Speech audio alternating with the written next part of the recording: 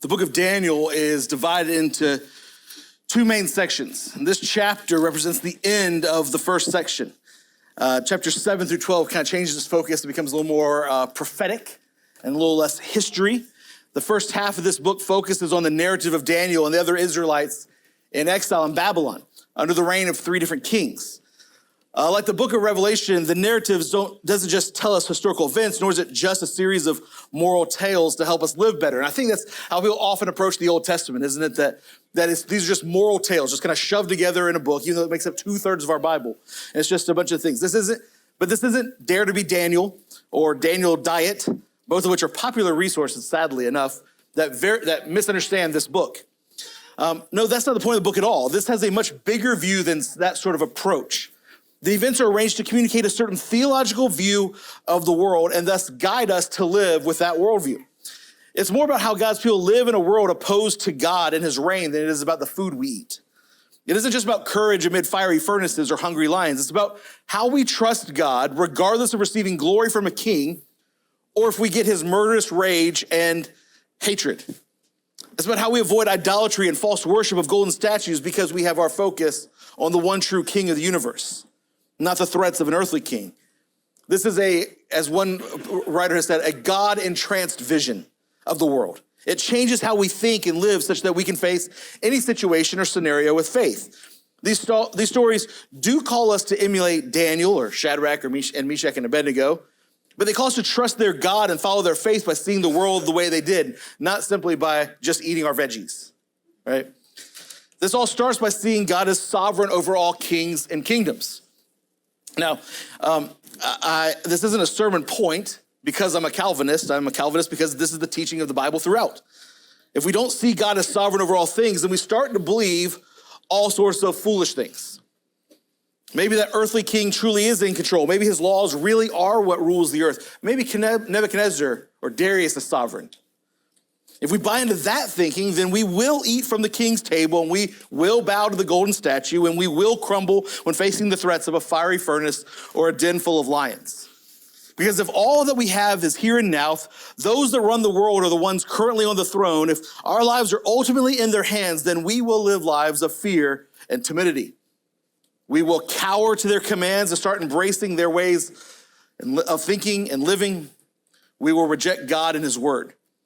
Now, the lesson from Daniel, the lessons from lions and furnaces and golden idols are about learning to follow the sovereign Lord of the universe, learning that he's in control of all things, learning what God had to teach Nebuchadnezzar at the end of chapter 4. This is how Nebuchadnezzar sums it up. How great are his signs, how mighty his wonders.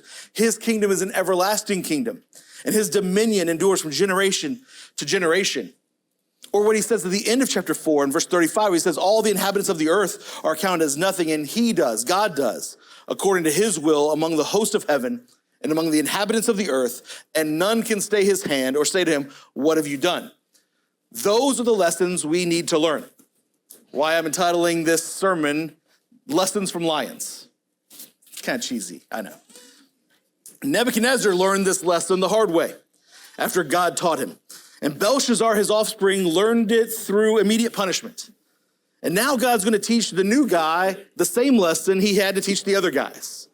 But now it's Darius the Mede sitting on the throne. God had taken the kingdom from Nebuchadnezzar's family and from the Chaldeans. He had given it to the Medes and the Persians. This alone is a lesson. No earthly kingdom is eternal. The lines on the maps will always be changing. We have to grasp that. Like the map that you got in your history book in school, I don't know if you've noticed this, the lines are already different. There's different people in charge, there's different nations, and guess what? That is how it's always been and how it always will be. The lines on the maps change. Yet, there is one kingdom that is eternal. Earthly power is fleeting. Kingdoms rise, empires fall, treasures change hands, dynasties crumble, but God and his kingdom are eternal. The lesson repeatedly in the book of Daniel from every king has been, his dominion endures from generation to generation. Right? Nebuchadnezzar learns this. Darius will confess this at the end of this chapter. Spoiler alert. this should be for us a guiding life principle. It's not just a theological truth. This is what motivates our entire lives. If God's kingdom is eternal and we are part of his kingdom, then how ought we live? If his kingdom is eternal, then can we endure earthly opposition? Can we go face to face with earthly kings and their threats? Earthly kings may make our lives difficult, but they can't break us if we're living for God and his kingdom. And they definitely don't determine our eternal destinies. If Daniel models anything for us, it's how to live with that mindset. That worldview dictates how we think, live, and react to situations. Lions, furnaces, or golden idols won't make us say, oh my, right? They will cause us to trust the Lord, to walk in his truth, to obey him over earthly kings and their evil dictates. Daniel did that in Judah. He did that in Babylon under the Chaldean kings, and he's doing that now in our story under the Medo-Persian Empire as well. A new king and a new empire didn't change anything for Daniel. Not his thoughts, not his beliefs, not the things that really matter.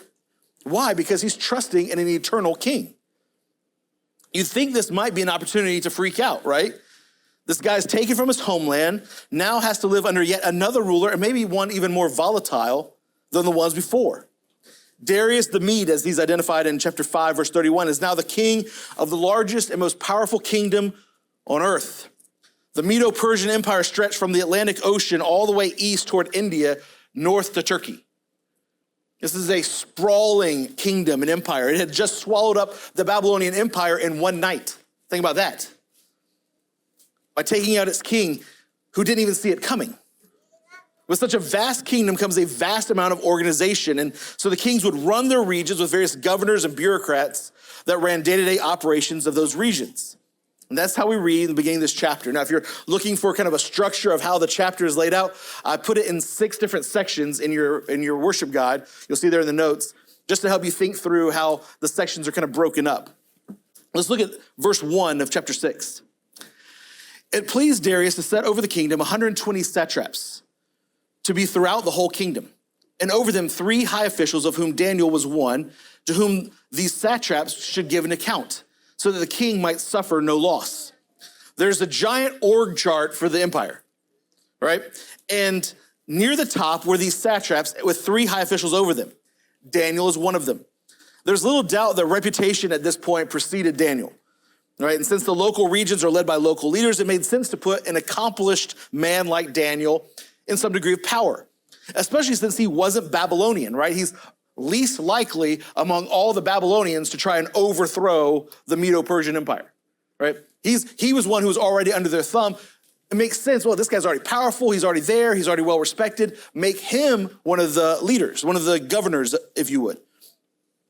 Hidden in verse 2 is a little statement that gives a bit of understanding into the mindset of the king and why he does what he does. It says, so that the king might suffer no loss. What you have to understand is among all of these kind of world leaders and even into today, there is a bit of paranoia and insecurity at play. Right? Indeed, in all kings, it leads them to try and protect themselves, their reputation, their rule, their kingdoms at all costs. Such kings believe those under them should serve their interests. Nevertheless, as he did under Nebuchadnezzar and Belshazzar, Daniel distinguishes himself in this role. Look at verse 3.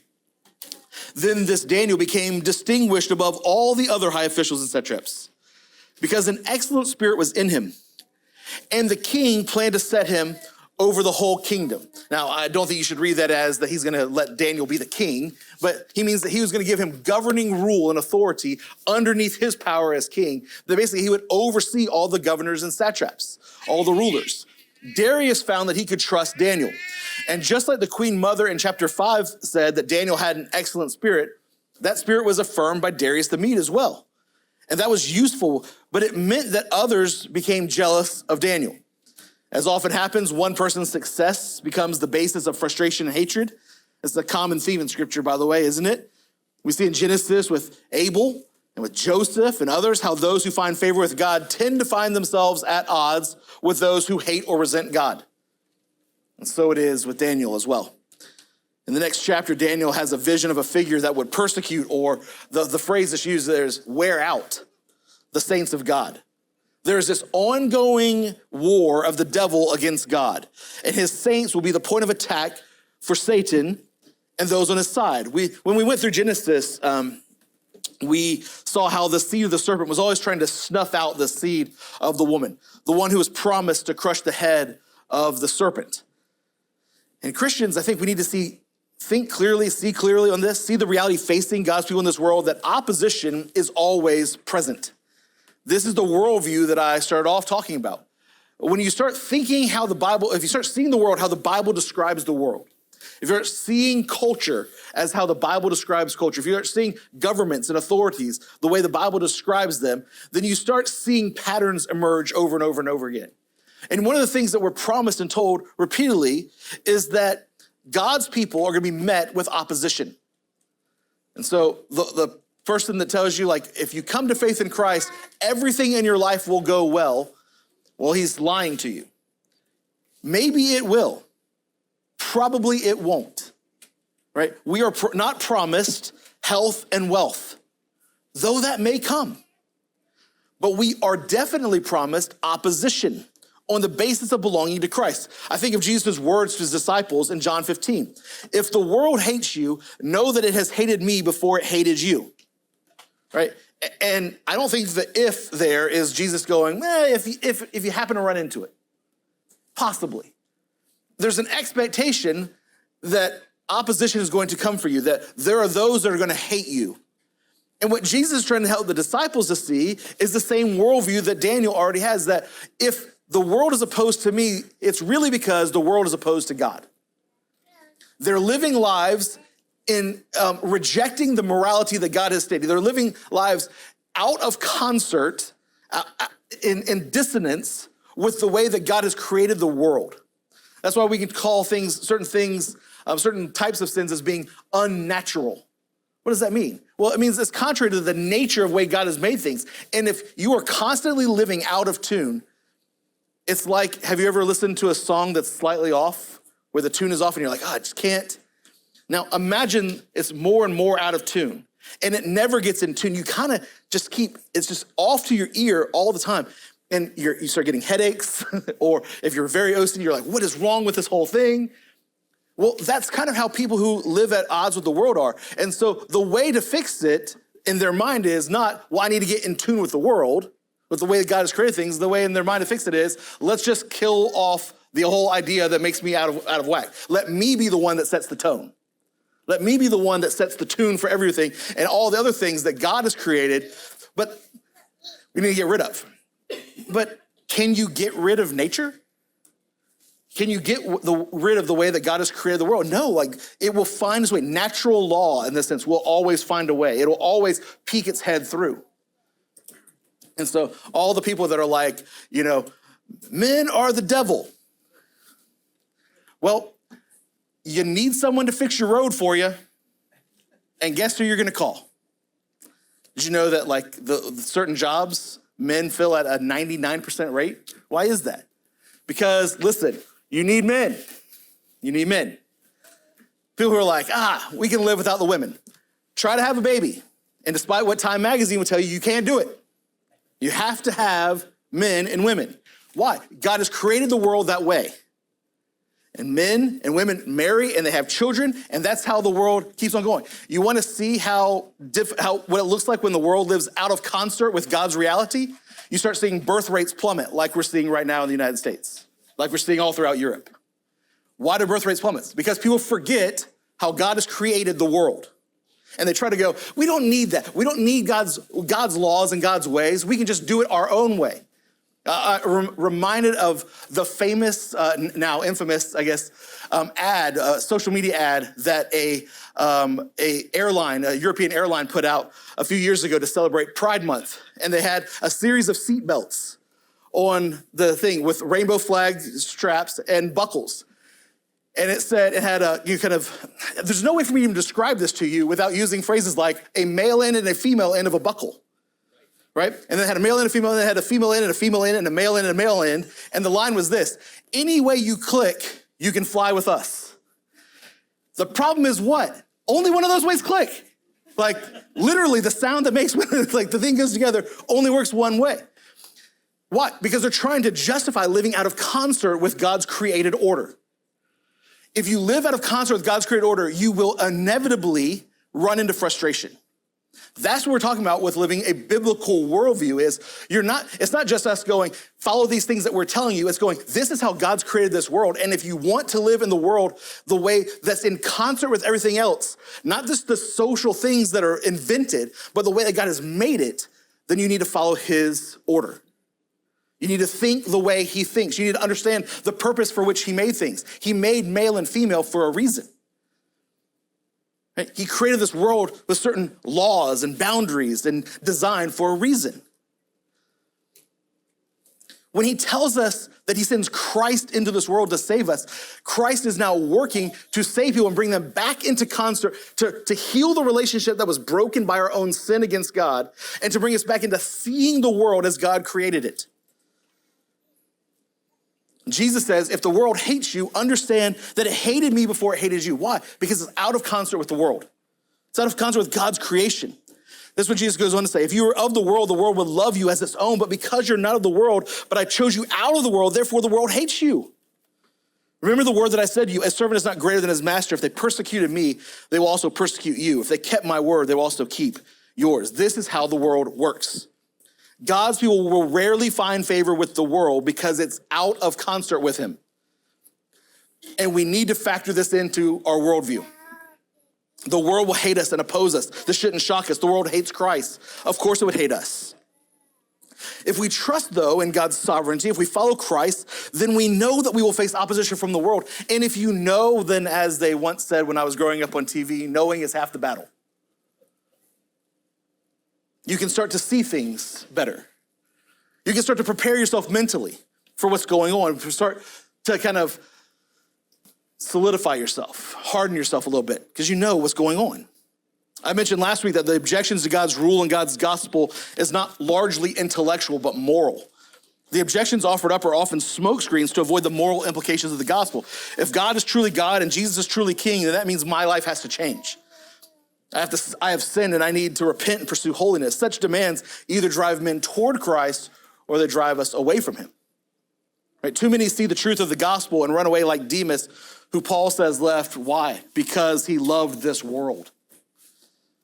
That's the eternal struggle. The world opposed to God. The kingdom of this world at war with the kingdom of God because of sin. It wasn't that way before sin, but sin has thrown in this dissonance, this disarray. And at the point of conflict in the world is always the laws of these two kingdoms. And you, church, are called to obey one over the other. All mankind is going to obey one or the other. You know that, right? The apostles in Acts 5 are arrested, and we read this. When they had brought them, they set them before the council, and the high priest questioned them, saying, we strictly charge you not to teach in this name. Yet here you have filled Jerusalem with your teaching, and you intend to bring this man's blood upon us. Right? They're going, we told you, our law says you cannot teach what Jesus taught. We told you not to preach. That's the law. We told you to obey our law. And what do the apostles say to them? We must obey God rather than men. This is the choice before all of us. Will we obey God or men? Or maybe it could be said, whose law are we going to follow? Well, this is the situation that's before Daniel. Repeatedly. It was that way when he was commanded to eat from the king's table and when he was commanded to bow down before an idol. And he refused. And Shadrach and Meshach and Abednego refused in order to honor God. Though he gained influence of Babylon, he didn't gain it, it seems, through compromise, but by faithfulness. His mind was shaped by God's eternal kingdom and law.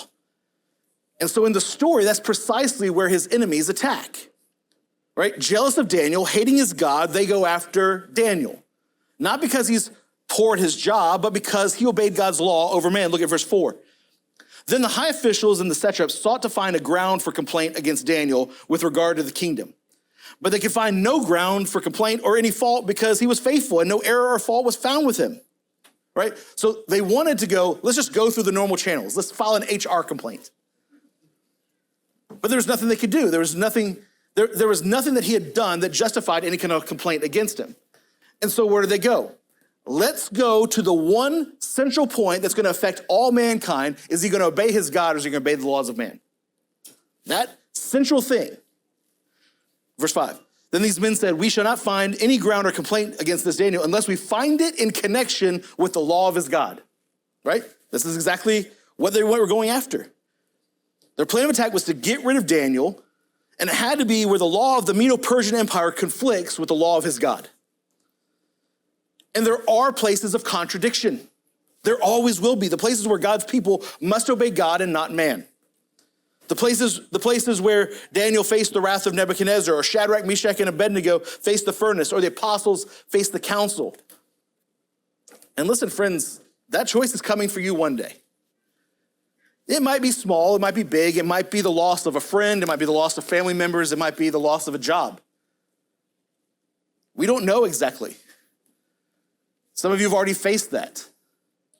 But there is coming a point where you will be forced to choose. Daniel did not bring this choice upon himself.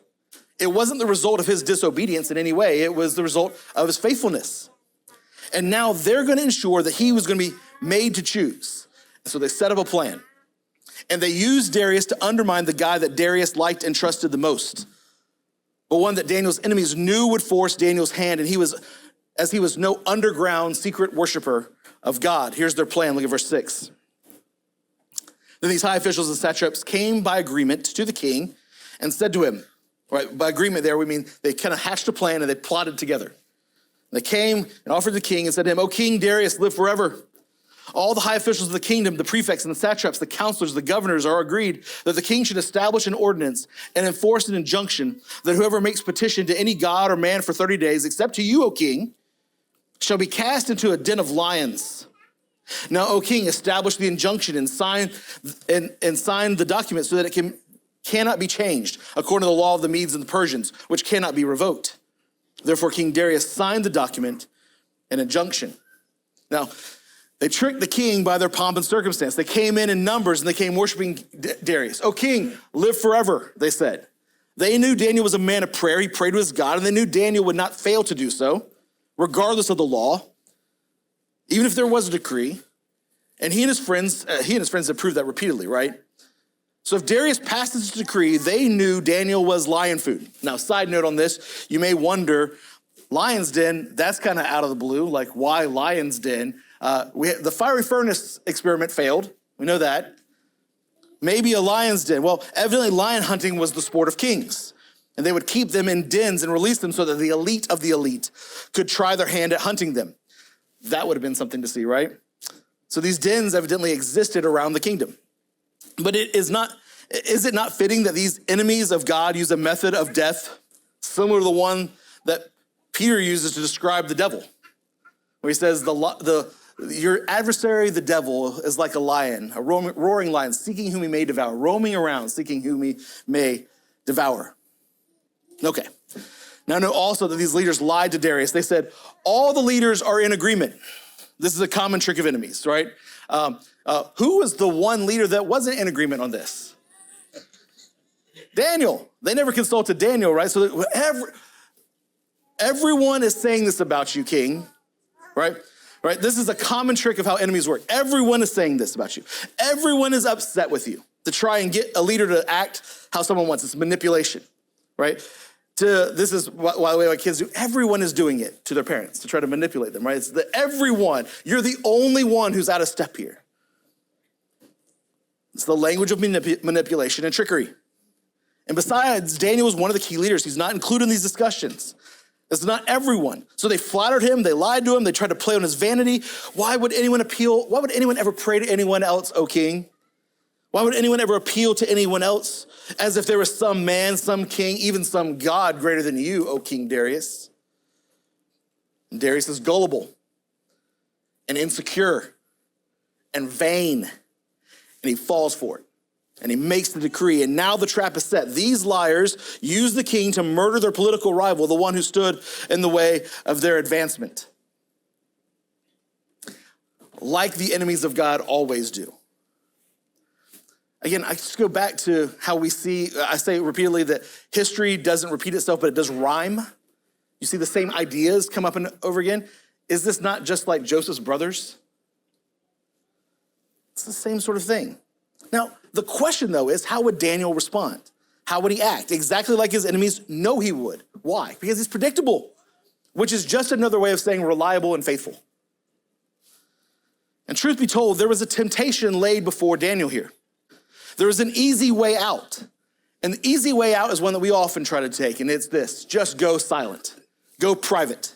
Speak nothing of your God, fit in, lay low, act just like everyone else. The temptation is to not make your true affection and identity known, to not draw attention to yourself, to not make your worship or prayer seen. I mean, the decree was only for 30 days. One could easily justify just toning it down a bit for 30 days, right? Just until it's passed. I mean, in what similar context would we cave? In what kind of context would you cave? Would you justify laying low and avoiding controversy to save yourself? You go, it's 30 days. I can pretend for 30 days. God will forgive me if I don't pray for 30 days. I mean, some of you guys are doing that for free, not praying. But Daniel is a man of integrity. And the enemies knew that, and they were going to leverage his integrity against him to get him killed. And Daniel, for his part, could have probably appealed to Darius personally and used his influence. I don't think it would have been wrong to do so, but he didn't do that. He instead trusted God, like Jesus did, who Peter describes in 1 Peter 2 as he committed no sin, neither was deceit found in his mouth. When he was reviled, he did not revile in return. When he suffered, he did not threaten, but continued entrusting himself to him who judges justly. And that's the phrase that sticks in my head. Continued entrusting himself to him who judges justly. In the beginning of that statement in that passage in 1 Peter 2, Peter makes this comment: for to this you have been called. You, he's talking to the church here. He says, for this you have been called, because Christ also suffered for you, leaving you an example that you might follow in his steps, which means that the way that Christ responded is the way that we ought to respond. This is how those who belong to Christ ought to act. As those who are wronged, mistreated, and persecuted, we ultimately entrust ourselves to God as judge. That's what it means to trust him in his sovereignty. It's how we live out of a proper Christian worldview. And Daniel did that. How so? Well, he went to God in prayer. He didn't cave in. He didn't even make an appeal to Darius. He just entrusted himself to God, the one who judges justly. The enemies judge unfairly. Darius deals unfairly, but God is always righteous. And Daniel goes to God. Look at verse 10. When Daniel knew that the document had been signed, he went to his house where he had his windows in his upper chamber open toward Jerusalem. And he got down on his knees 3 times a day and prayed and gave thanks before his God as he had done previously. I love that statement, as he had done previously, because it tells you this is exactly what he was always doing. It wasn't like he goes, I'm going to go be defiant. I don't typically pray with my windows open, but I'm going to do it this time just to stick my thumb in the nose and be like, do something to me. I'm second in command over all the kingdom. Why don't you try to throw me into a lion's den? He didn't do that. He just did what he normally does. He didn't go the opposite direction where he went into hiding and closed his windows and goes, God, because here's the thing. God did not command him to pray that way. God did not command his people to pray that way. That is not a biblical command. This is just his normal practice. But what Daniel saw fit to do was keep on doing what I'm doing. There might have even been a thought of, well, clearly this is working. If they're upset at me and hate God because of what they see, then I'm clearly doing this right. Daniel did what's right, just as his enemies expected, and they sprung their trap and went after him. Verse 11. Then these men came by agreement and found Daniel making petition and plea before his God. Right, he's praying. Then they came near and said before the king concerning the injunction, O king, did you not sign an injunction that anyone who makes petition to any god or man within 30 days except to you, O king, should be cast into the den of lions? The king answered and said, the thing stands fast according to the law of the Medes and Persians, which cannot be revoked. If there was a law passed under their legal code, it was irrevocable. So even the king himself could not go, I didn't mean it for Daniel. It was irrevocable law. That's what it means when it says, according to the Medes and the Persians. This thing cannot be changed. It cannot be altered, and no one can get off easy.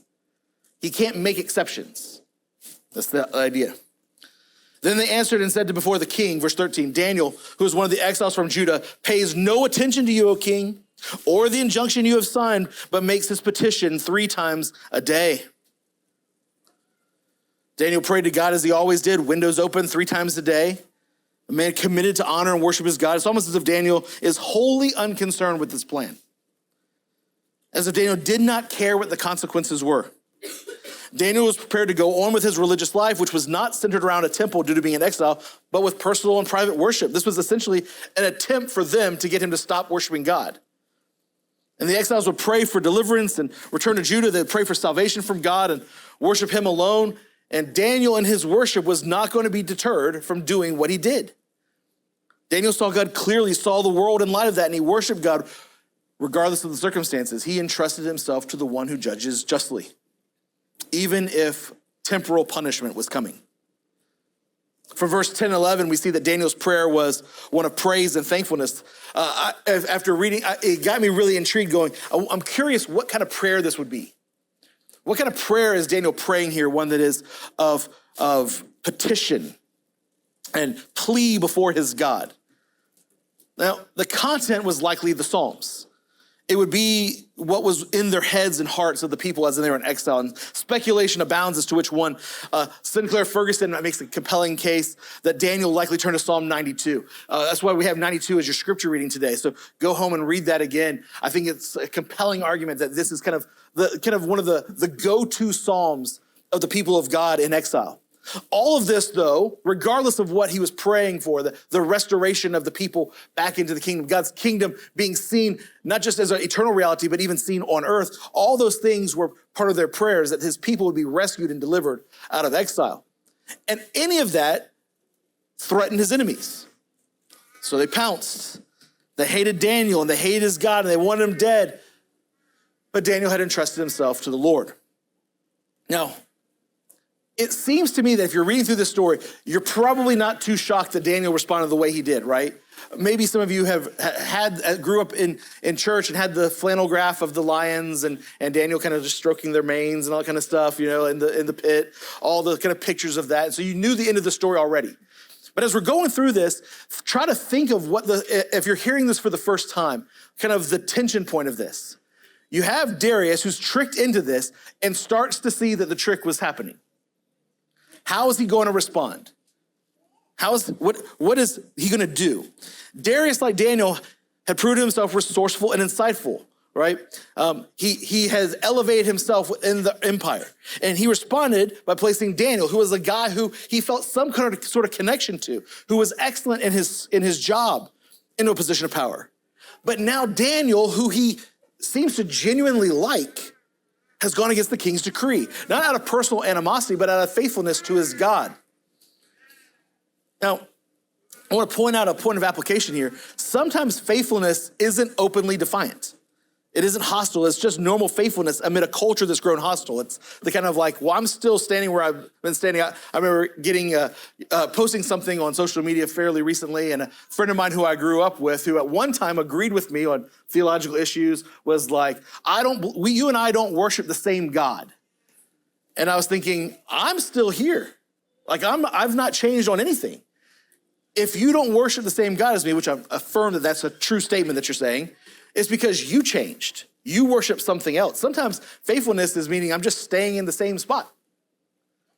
I haven't done anything different or more hostile. I'm not black pilling or any of that kind of stuff. I'm just staying here, and you're the one who drifted off into absurd heresy, right? I think we're seeing more of that. And what used to be Christian beliefs that no one in our culture questioned, or normal Christian worship, which no one objected to a few years ago, will now draw the ire of a culture at war with God, right? Prepare yourself for that. We don't have to go picket or protest or march or be super publicly active to draw attention and opposition. You just being you, if you believe, what the Bible teaches, will draw enough opposition. You just have to be faithful. That's a good, helpful reminder at this point to be prepared to stand firm like Daniel, even when that doesn't mean something drastic, but just doing what you've always done. Daniel's action was brought before Darius. Look at verse 14. Then the king, when he heard these words, was much distressed and set his mind to deliver Daniel. He likes Daniel. You could even say he loves Daniel. He is genuinely distressed because he's like, this is my guy. I don't want to put this guy in a lion's den. I like this guy. He's a good man. He's better than all these other guys. And he labored till the sun went down to rescue him. He's trying to find a legal loophole. He's worked into a corner where he can't violate the decree that was set. And it's hard for us to think about that because in our legal system, we can go, well, we can kind of issue a sort of a stay of execution. But that's not the case there. If someone violates a law, there is a strict legal command and there is no way around it. The law enforcement in the Medo-Persian Empire is you just enforce the law as it's written. There's no way around it. And so Darius is distressed going, how do I get out of this? I don't want this. Verse 15. Then these men came by agreement to the king and said to the king, know, O king, that it is a law of the Medes and Persians that no injunction or ordinance that the king establishes can be changed. Darius was distraught. He obviously did not intend to entrap Daniel. He was tricked by those with evil intentions, just too vain and gullible to see it. But law was law, and according to ancient laws of the Medes, it was done. Daniel is a dead man. Judgment has been pronounced. It could not be revoked. He's in a bind. Darius is in a bind, and he has no choice but to go through with the law he passed and the judgment promised. Verse 16. Then the king commanded, and Daniel was brought and cast into the den of lions. And the king declared to Daniel, may your God, whom you serve, continually deliver you. This is an interesting statement in the midst of him carrying out judgment. Do you believe Darius here? I believe him. I believe Darius is genuinely wanting God to deliver Daniel. He sees, oh, what have I done? This is horrible. And so he knows he can't go back on it. He has to carry out the judgment, but he's, in a sense, praying to God that God would deliver Daniel. May your God, whom you serve, continually deliver you. And a stone was brought out and laid at the mouth of the den, and the king sealed it with his own signet and with the signet of his lords, that nothing might be changed concerning Daniel. Then the king went to his palace and spent the night fasting. No diversions were brought to him, and sleep fled from him. The result of the decree was judgment on Daniel, but this unnerved Darius. He was so pained that he couldn't eat or sleep. And I wonder if it's at this moment that Darius has started to be broken by God. That God shows him his own pride and his own arrogance, and he starts to draw him to himself. There seems to be true remorse, such that he couldn't sleep or eat. He was undone by his action. Similar to how the previous king of Babylon, Belshazzar, hears a judgment and is undone to the point where his limbs give way.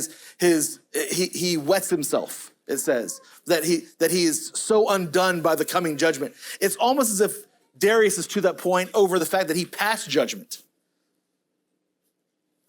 He protected he wanted his chosen man Daniel protected, but the lesson from lions wasn't really one that Daniel needed to learn. It's almost as if the main one in this story learning the lessons from the lions is Darius. You know, no new information comes to Daniel in this. There's no revelation from God. Daniel isn't the one distraught. We only see one action from Daniel in this, and it's prayer. It's the only action. And his prayer isn't even in response to the judgment. His prayer was one of petition and plea before God for the people. It wasn't even about himself. He doesn't appeal to God to protect him. Daniel is one who is confident that God will judge justly. And so Daniel learns nothing from the lions. He needed to learn nothing from the lions. There was no new lesson from that this judgment would teach Daniel. Darius, on the other hand, had a whole lot to learn. Darius was the one in distress, not Daniel. Daniel was the one inside the lion's den, sealed inside of it. Now, before we go on, can we point out the remarkable connection to a later story when an innocent man is accused based on the conspiracy of enemies, arrested, condemned to death? I don't want to Jesus juke this too much, but the fact that Jesus also is placed in a tomb, a stone rolled over to cover it and sealed up is a bit too much to pass without mentioning it, right? Pilate orders a guard to make Jesus' tomb secure. Why? To ensure that he stayed in the ground, that death was certain. If only the lesson of Nebuchadnezzar would have sunk in before this for Pilate. Right? Nebuchadnezzar's lesson was, he does according to his will among the hosts of heaven and among his inhabitants of the earth, and none can stay his hand. Guess what? Your royal signet on a seal, on a tomb, on a stone, does nothing to stop the hand of God. There is no tomb that can force God's hand. Like God was like, we were going to sneak him out, but got me. All that wax around the tomb. Like, how are we going to get through that? He does all his will in heaven and on earth. Nothing stops the power of God. Yet another lesson from the lions. God will accomplish his plan. He will do whatever he wills, which is good because whatever our God ordains is right. If God would have seen fit to allow Daniel to die as an example of faithfulness, let's point this out, that would have been good and right too. If this story ended differently, if Darius throws in Daniel into the lion's den and they come back the next day and they crack open the seal and Daniel is gone, and not because he came out of the tomb, but because he's inside the bellies of lions, how much of the lesson of this story changes? Not much, because the lesson isn't God will always deliver you from the mouths of lions. The lesson is whatever God does is right, and that God is sovereign over these things, and we are to entrust ourselves to God regardless of the outcome. That's why Daniel's not distressed going into this. Daniel's not freaking out. He's not appealing to his position within the empire. Daniel is like, whatever the Lord ordains is fine. Daniel's faithfulness in that situation would just be an encouragement to others to stand against idolatry and obey God. It would be a good death. Listen, there were times where Christians faced the mouths of lions and tigers. It's interesting.